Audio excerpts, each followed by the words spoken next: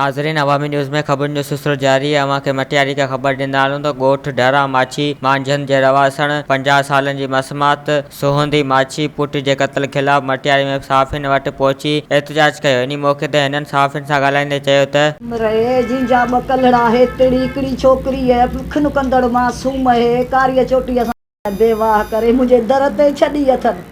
मूं कहिड़ो ॾोह कयो आऊं मिसकीन आहियां त कोर्ट मुंहिंजी अदालत हक़ फरमाए। जेको बि हुकूमत जे तरफ़ां मूंखे पंहिंजो हक़ खपे। ऐं बेवाही आहे, निधणकी आहे, मिसकीन आहे, मुंहिंजी न केरु ॿुधे थो न मुंहिंजी केरु सुणे थो। ऐं इहा ई थी अदालत करियां त आऊं हक़ निसाब मूंखे खपे। मुंहिंजो कातिल जेको खून जो बदिलो खून मिले। हीउ मुंहिंजो बचो जेको दिमाग़ खां चरियो जंहिंखे हथ सां वठी आऊं पई हलायां, हिन में न हे सुध न हे ॿुध। अॼु मुंहिंजी चुल्ह विसाणी पई आहे। 12 माण्हू आहियूं जेके हुन खाराया ते अॼु मुंहिंजो क़तल करे बेॾो हो पुटु अब्दुल अज़ीज़ मुंहिंजो क़तल करे छॾियो अथनि। अॼु 12 ॾींहंनि में सॼी दुनिया फिरियो, सॼो राज फिरियो, मूंखे चए थो त तूं फ़ैसिलो कर। ऐं इहो मुंहिंजो अर्ज़ु आहे, भले इमरान ख़ान तुणी वञे पूरी हुकूमत आहे त मूं सां मदद कर।